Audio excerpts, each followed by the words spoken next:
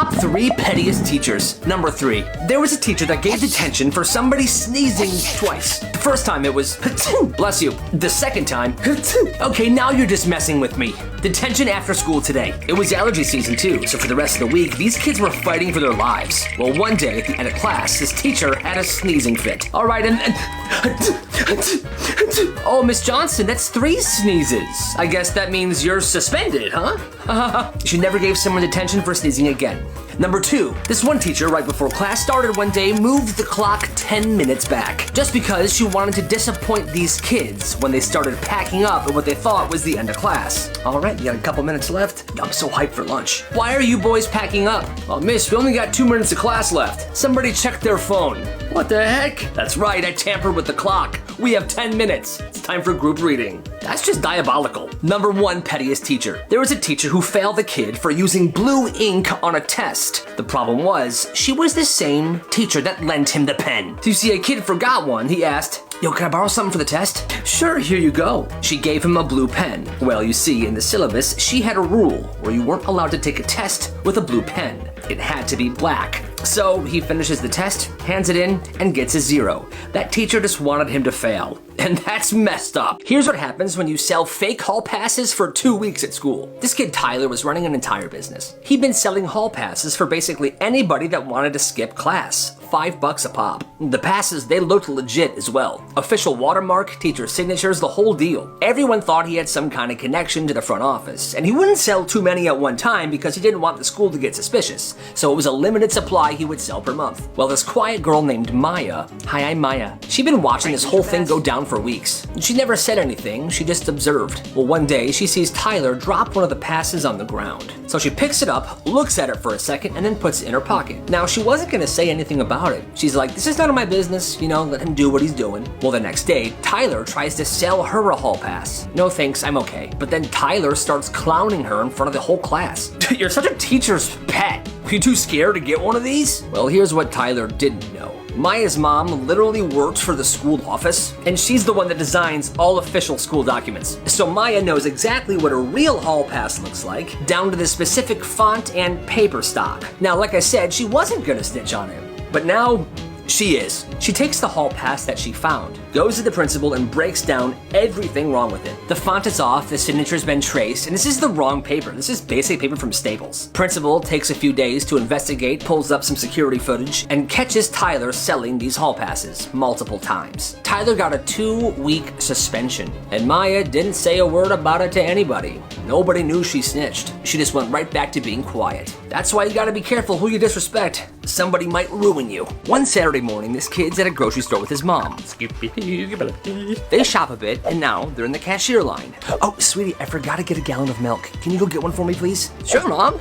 It's a simple job, so he goes, he gets the milk, and he's jogging back to the cashier. Well, right when he gets there, he trips, the jug falls out of his hand, and the milk spills everywhere.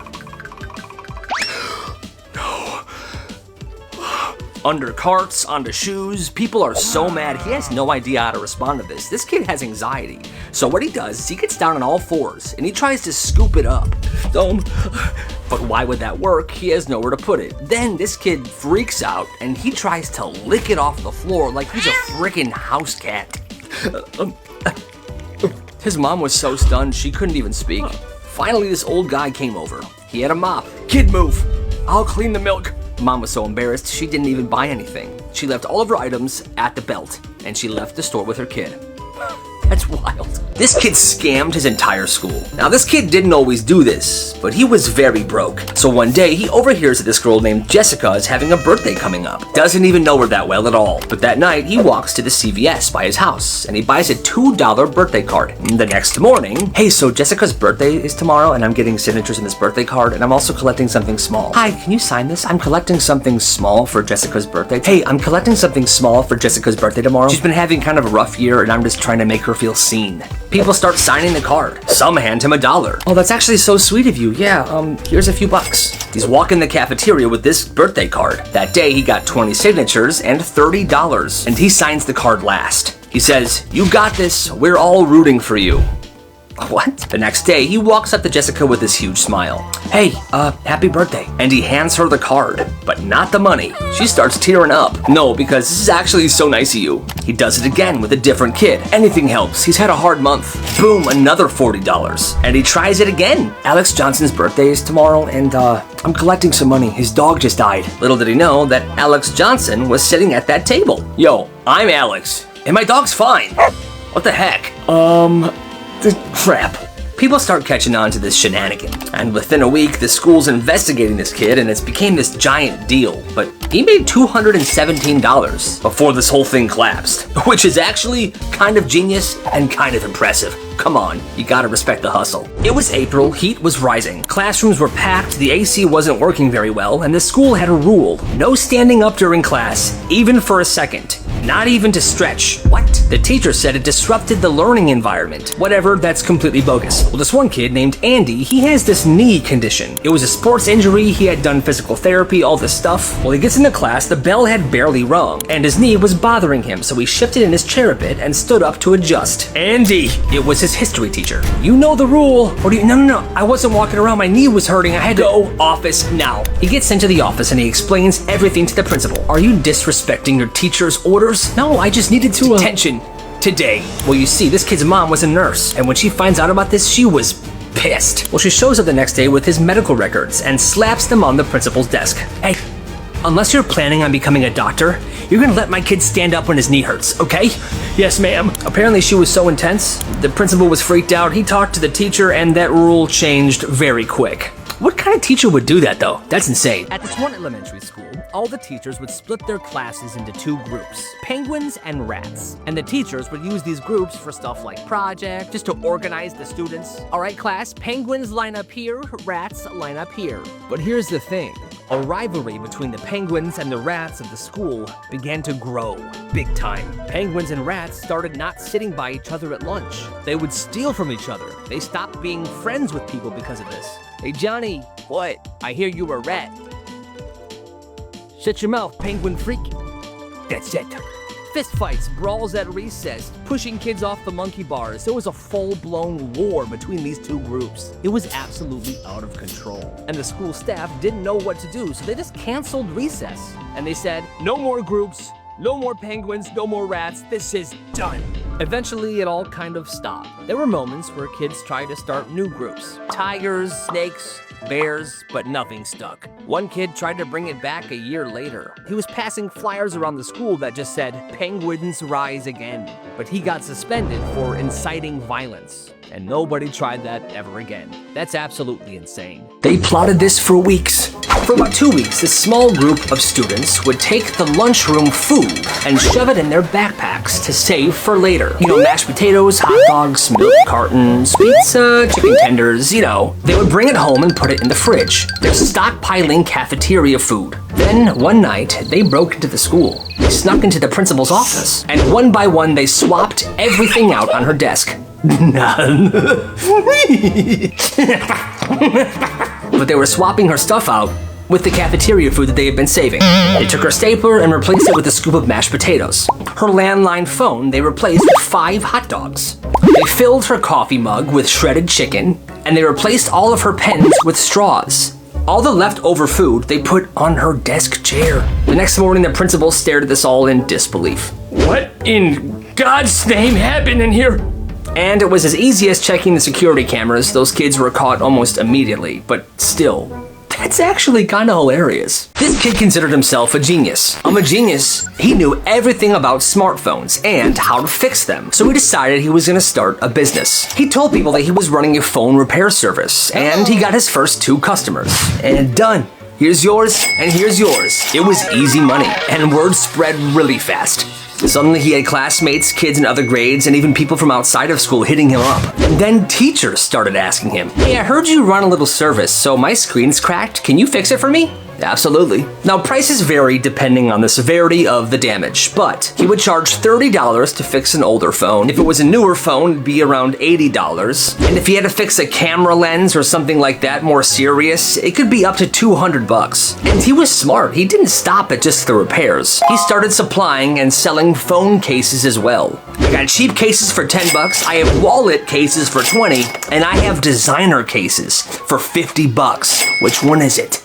And he would of course sell screen protectors. $5 flat, sometimes 12 if you wanted a really good one. He ran this service throughout high school, and over the years he serviced so many phones and he pocketed thousands of dollars. And honestly, that's genius. You gotta respect the hustle. Every day this kid would come home with bruises and cuts, and his mom would always ask, "Oh my God, sweetie, what happened to you?" "Oh, just football, Mom. It's rough." But here's the truth. It wasn't from football. After school, there was this fight club that was in somebody's garage who lived near the school. It wasn't just like 1 or 2 kids. It was like 30 of them. They would gather at this guy's garage, they would circle up, and they would throw down. And here's the thing. The guy that hosted this, his parents worked late, so they were never home after school. "All right, gather in, gather in. Round 1. Martouche and Kenny. You ready? Let's rock, Salmon Man." And they weren't going easy on each other either. It was insane. There was split lips, busted teeth, and what's the rule of Fight Club? You know it. Nobody talked about it outside of this circle. So every night this kid would walk back in his house, beat up,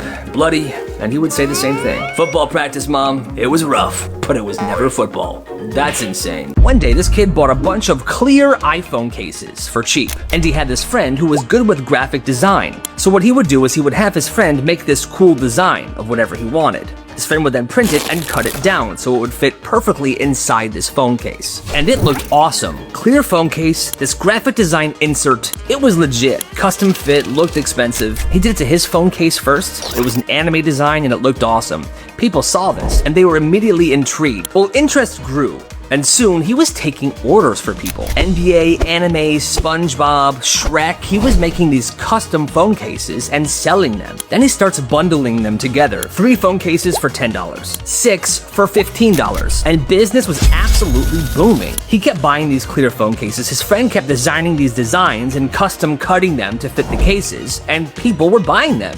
They were all over the school. The thing was, his friend that was designing these and printing them was using the school's printers. The IT guy realized how much printing had been done, and he told the principal. And this whole thing had to be shut down. But by then, he had made $530. And those phone cases became collectibles. Some students even reselling them for 3 times the price they bought them for. Honestly, you gotta respect the hustle. He made bank at school. It started in 7th grade, when one kid noticed the same thing every single week. Somebody forgot their lunch, somebody's card got declined, or somebody just straight up didn't eat. And every single time, they'd beg their friends for food or snacks at the table, and their friends were like, "No, bro, get your own." Listen, I've been there. So this kid started a business, $5 a month, and if your lunch ever fell through, he would spot you, no questions asked. So he started carrying a backpack full of basic lunch foods, a bunch of PB&Js, chips, granola bar, juice boxes, nothing fancy, but it was food. He called this business Lunch Insurance. Brilliant. People laughed at him at first. "Yo, this is a dumb business, dude."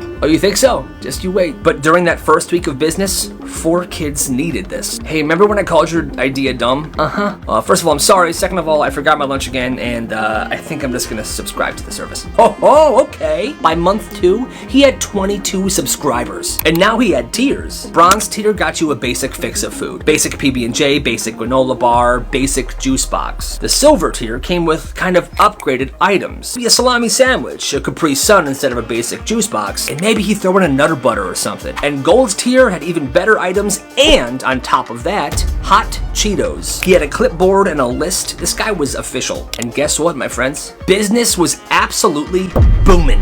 Eventually, a teacher saw him divvying out snacks to people. She thought it was a black market. Well, the kid explained it. Clipboard, the tiers, lunch insurance, customer feedback. The teacher just stared at him and said, "You might be a genius, but stop with the hot Cheetos, okay? Those are banned at our school." And he did switch out the food. Instead of hot Cheetos, now he had Sun Chips, garden salsa, harvest cheddar. He was doing it right. By April, he had over 60 paying subscribers, and even a couple teachers on the list. His total revenue? $2,700. You gotta respect the hustle. Is this gym class? Worse. Mascot tryouts. It started with a flyer. Mascot tryouts, Friday, gymnasium. Winner gets the suit. There was a few signups on the sheet already, but this one freshman was really taking this seriously. He wanted to be the mascot. So he attends the tryouts. He shows up in gym shorts and he brought a water bottle. He's ready to wave, dance, and maybe do a backflip or something. Whatever mascots do, you know? Well, he walks in and the bleachers are packed. The gym is set up like a full-blown obstacle course. We're talking cones, hurdles, floor mats, tunnels. And the seniors are lining the walls, each of them holding a dodgeball. He's confused. He's like, what the heck is this? Well, one student with a clipboard stands up and shouts, "Contestant 7, step up, please." And that's him. He steps up to the line and he's about to go through this obstacle course. The whistle blows. The first section, crawl under chairs without tipping them. Easy. Next were the hurdles. He clears them. Then he hits the gauntlet. He has to get from one side of the gym to the other. But as he crosses, the seniors with the dodgeballs are chucking it at him. Well, he tucks and he sprints. He takes one to the face. But he keeps moving. He makes it through and the gym is going crazy. The final challenge is called Protect the Cone. It's a single orange traffic cone sitting on a mat. They hand him a foam baton and say, "All right, final challenge, don't let anyone touch the cone for 30 seconds. Okay. And suddenly students are charging towards the cone from every direction. He spins, dives, blocks one with his leg, and time. The gym erupts. Then quiet. The judges, who are just seniors in safety vests, they huddle up. "Judges, come on." "So what do we think? Huh?" After a few seconds, one of them yells, "We have a new mascot." They hand him the suit. They tell him first game's on Friday. And he shows up, and he absolutely crushes it. "Where's my marker?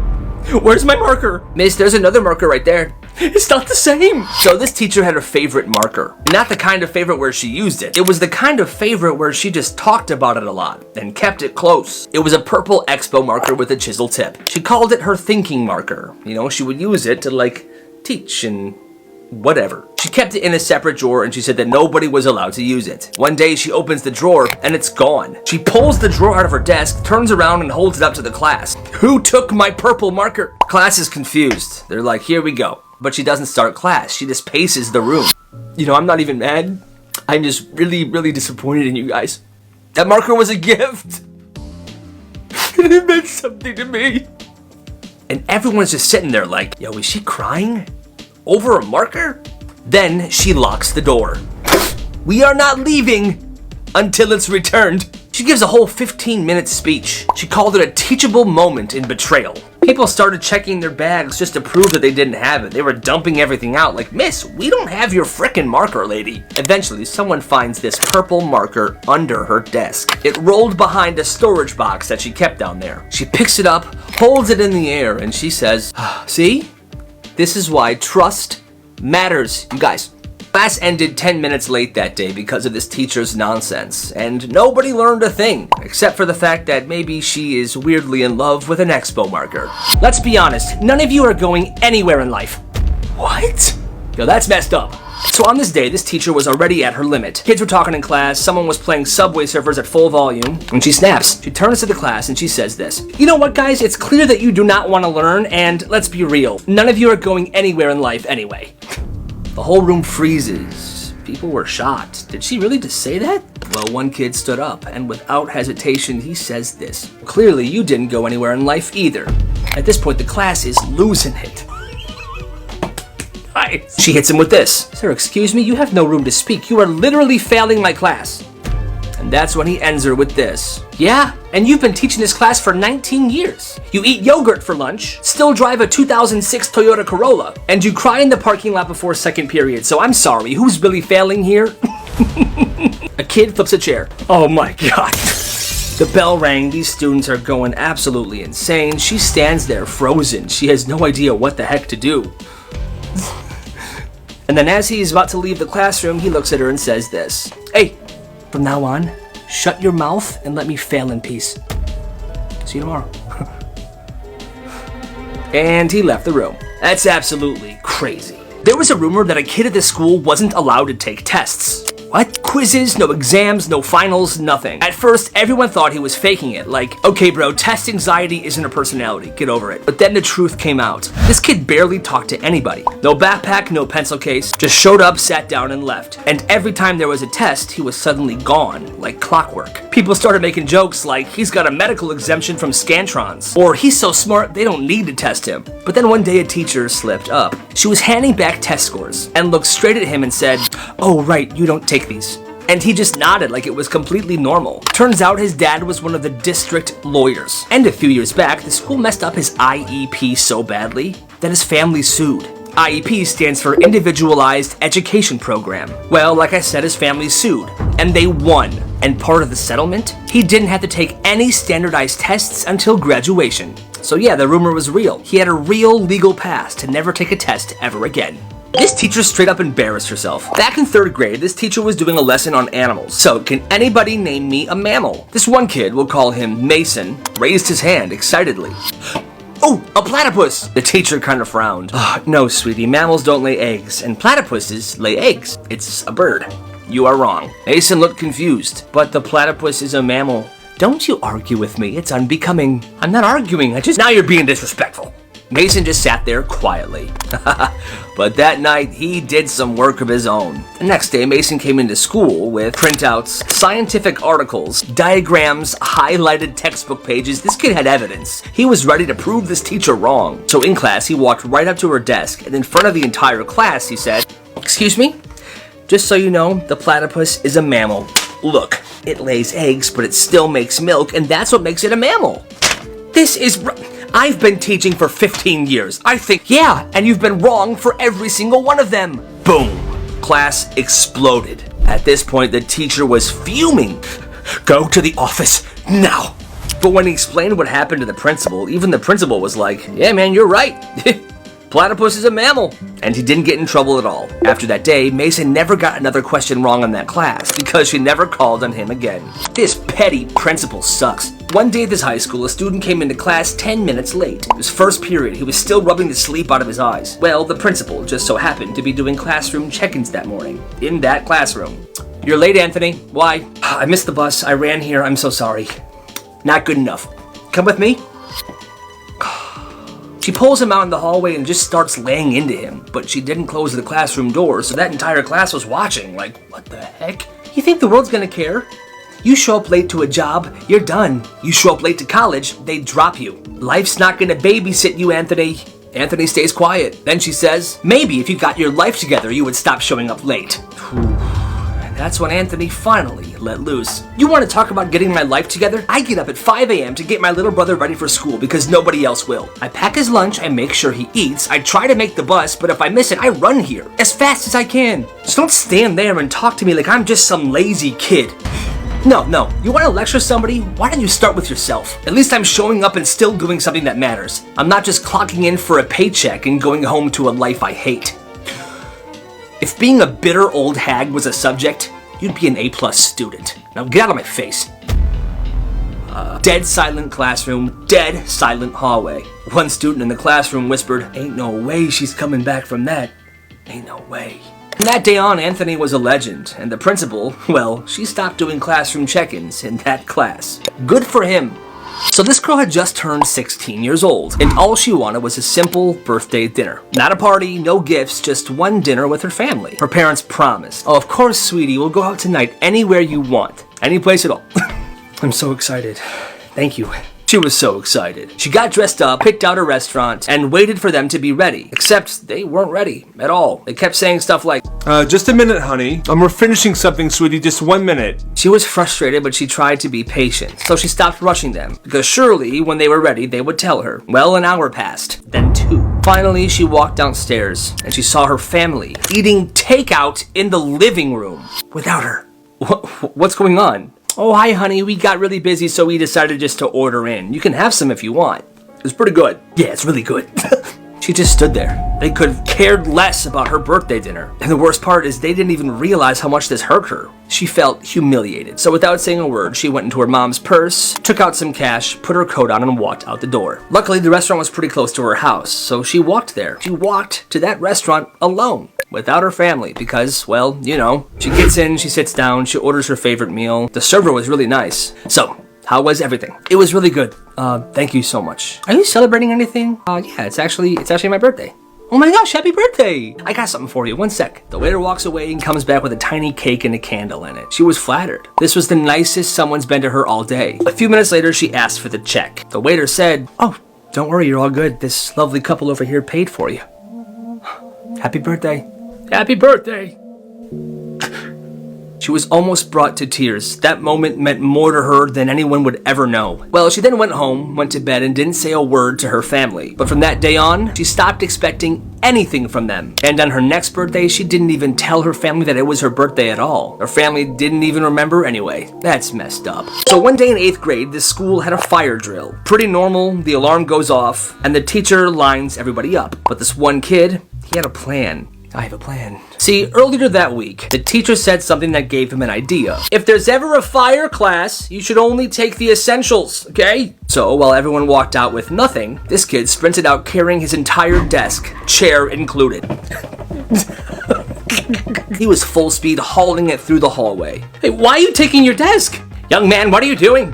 And he just yelled back, "It's an essential!" And then outside, while the whole school stood in the parking lot, he sat down at his desk, like it was a normal school day. He started pulling out his notebooks and he was taking fake notes. The kid was a real comedian. Everyone was dying of laughter. Teachers were too confused to even yell at him. And then when the principal finally came over and asked, "Hi, what are you doing?" he just shrugged and said, "I thought we were evacuating, so I evacuated my education." Okay. And after that, every single fire drill, someone tried to take something bigger out with them. It became this crazy thing that people were doing, until one day the principal got on the intercom and begged, "During fire drills, students, please, stop taking the furniture outside with you.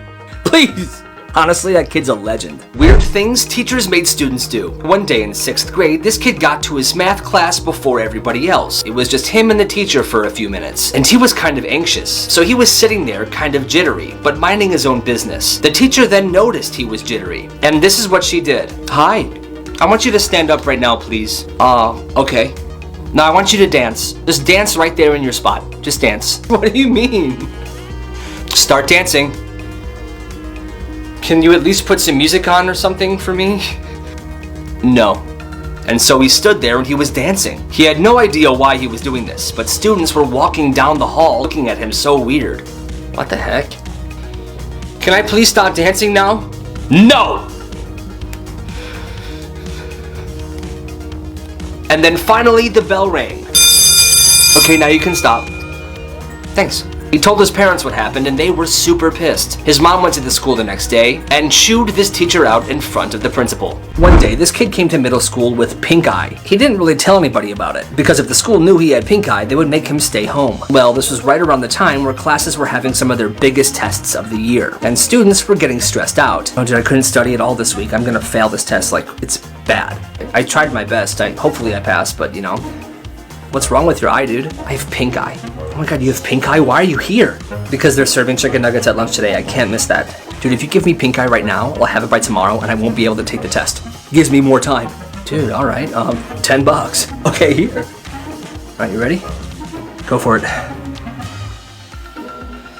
Okay. Well, word spread, and that day, this dude made $350. The school got pretty suspicious why tons and tons of students had pink eye at the same time. They couldn't really pin it on anybody. And it was a win-win. This kid made some good money, and tons of students were able to pass their tests because they had more time to study. Yay! This woman had been dating this guy for a few months, and the first time she stayed over at his house, she wanted to take a shower in the morning. But she noticed there wasn't any towels in the bathroom. Steven? Yo, what's up?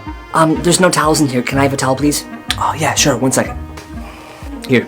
Thanks. She noticed that the towel he gave her was obviously super dirty, and it smelled horribly. Steven! Yeah, what's up? Can I have a clean towel, please? This one's dirty. What do you mean? No, that's clean. It's definitely dirty. It's fine, though. Just get me a new towel. Okay, fine. Here. Thank you. Dude, this one's dirty, too. Did you wash these? What are you talking about? You don't need to wash towels. Every time you shower, they clean themselves because they're getting wet. It's like the same thing as a washing machine. So you never wash your towels? Never. My mom did the same thing. What? That is nasty. That is nasty. This is not gonna work. I'm sorry. I'm gonna go shower at my own place. কিন্তু এই 4 line তোমরা বাসায় practice করবা, ঠিক আছে? ও এটা আরে এটা অচেনা শহর, অচেনা মানুষ। একজনকে তো অন্তত ছিল। হ্যালো, আমি শুভ। চাবাস। পরের 4 লাইন আবার আমরা আগামীকাল শিখবো কি?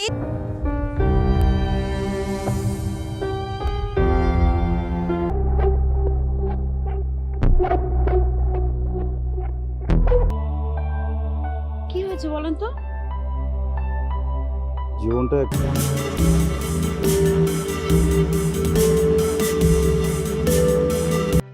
কি রে ভাইয়া, কেমন আছিস? কেমন আছিস রে? পড়াশোনা? আসসালামু আলাইকুম মা, কেমন আছো? টুম্পা কেমন আছে? আমি ভালো আছি। কোনো সমস্যা হচ্ছে না না? কথা বলবেন না কিন্তু আমার উল্টা পাল্টা কথা কি এর দেখছো? উল্টা পাল্টা কিসের কথা দেখ? অবাক হলেন? বছরখানেক আগে পারিবারিকভাবে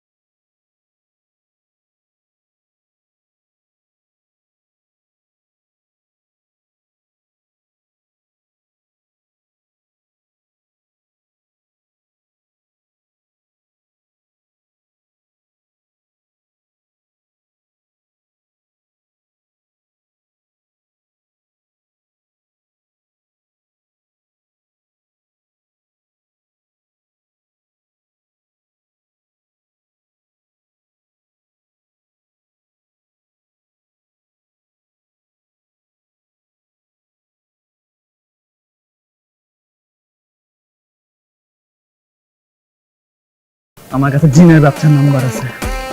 জিনের বাচ্চা করতে চাস নাকি ইটিস পিটিস করতে চাস?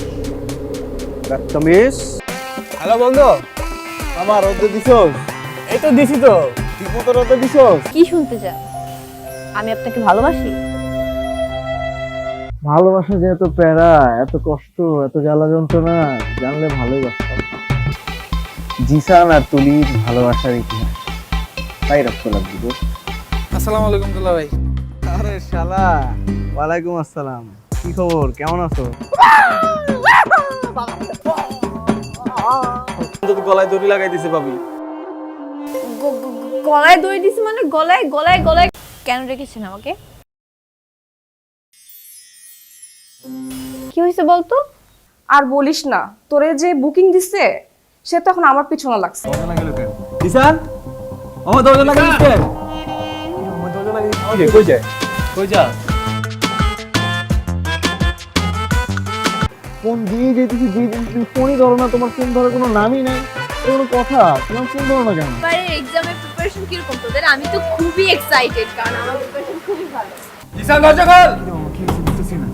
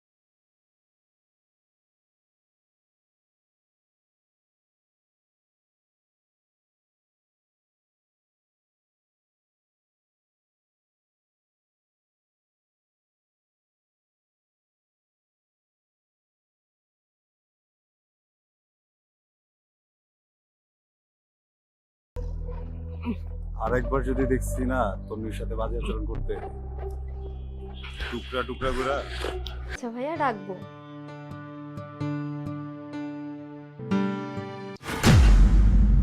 একটা কি বল। হ্যাঁ, আজকের মতো তাহলে ক্লাস শেষ। সাবধানে সবাই বাসায় যাও, ঠিক আছে? কালকে আবার দেখা হচ্ছে। যোগ বানা ফেললেন, এমন কেন আপনি? কপাল ভালো জাফর ভয় পেয়েছে, তাহলে তো আমাকে দিকের মধ্যে বসায় দিতে। শুনলাম এই জায়গায় নাকি মাগুর মাছের চাষ করে। সময় নেই, যে কাজের জন্য এই শহরে আসছো সেটা অতি দ্রুত শেষ করে আন্ডারগ্রাউন্ডে তন্নি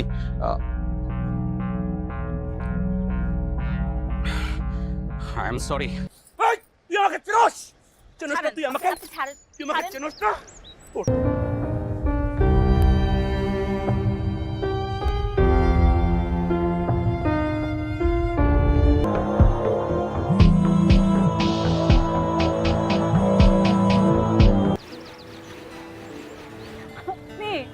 সিরিয়াস ব্যাপার নিয়ে বন্ধু, হ্যাঁ? এই বন্ধু, আপনার অঞ্চলে শুধু জাফরের একটু সরি বলাটা ঠিক হয়নি। সোহা বলো তো 7 যোগ 3 কত? Very good.